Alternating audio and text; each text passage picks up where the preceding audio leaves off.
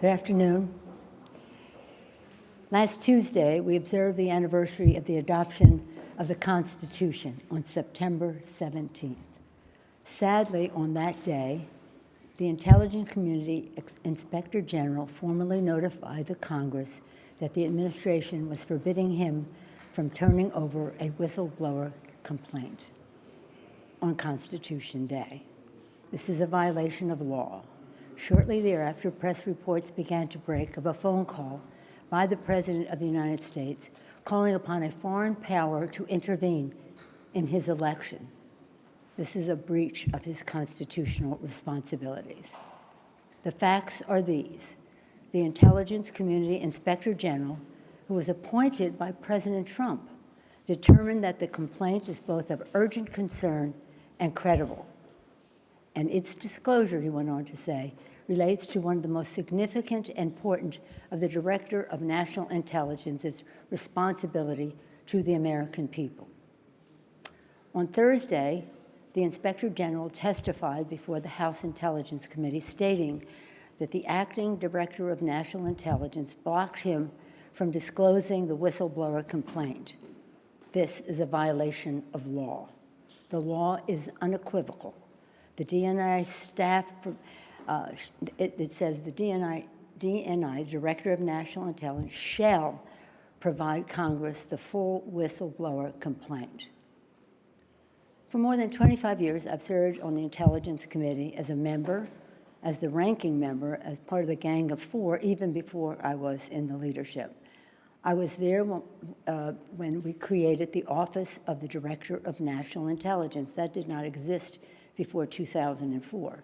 I was there even earlier in the 90s when we wrote the whistleblower laws and continue to write them to improve them to ensure the security of our intelligence and the safety of our whistleblowers.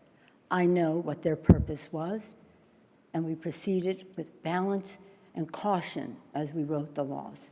I can say with authority the Trump administration's actions undermine both our national security and our intelligence and our protections of the whistleblowers, more than both. This Thursday, the acting DNI will appear before the House Intelligence Committee. At that time, he must turn over the whistleblower's full complaint to the committee. He will have to choose whether to break the law or honor his responsibility to the Constitution. On the final day of the Constitutional Convention in 1787, when our Constitution was adopted, Americans gathered on the steps of Independence Hall to wait the news of the government our founders had crafted. They asked Benjamin Franklin, "What do we have, a republic or a monarchy?" Franklin replied, "A republic if you can keep it." Our responsibility is to keep it. Our republic endures because of the wisdom of our Constitution, enshrined in three co-equal branches of government, serving as checks and balances on each other. The actions taken to date by the President have seriously violated the Constitution, especially when the President says, Article 2 says I can do whatever I want.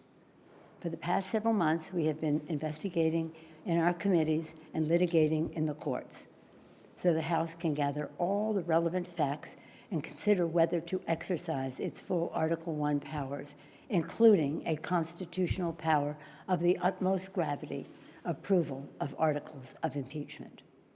And this week, the President has admitted to asking the President of Ukraine to take actions which would benefit him politically. The actions of the Trump presidency revealed the dishonorable fact of the President's betrayal of his oath of office, betrayal of our national security, and betrayal of the integrity of our elections. Therefore, today, I'm announcing the House of Representatives moving forward with an official impeachment inquiry. I'm directing our 6 committees to proceed with their investigations under that umbrella of impeachment inquiry. The President must be held accountable. No one is above the law. Getting back to our founders, in the darkest days of the American Revolution, Thomas Paine wrote, "The times have found us. The times found them to fight for and establish our democracy. The times have found us today.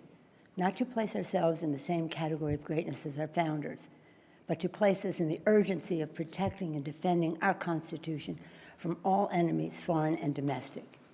In the words of Ben Franklin, to keep our republic. I thank our chairman, Chairman Nadler, Chairman Nadler of Judiciary, Chairman Schiff of Intelligence, Chairman Engel of Foreign Affairs, Chairman Cummings of Oversight, and Chairman Cummings I've been in touch with constantly. He's a master of so much, but including inspectors general and whistleblowers. Congresswoman Richie Neal of the Ways and Means Committee, Congresswoman Maxine Waters of the Foreign Financial Services Committee. And I commend all of our members, our colleagues, for their thoughtful approach to all of this, for their careful statements. God bless them, and God bless America. Thank you all.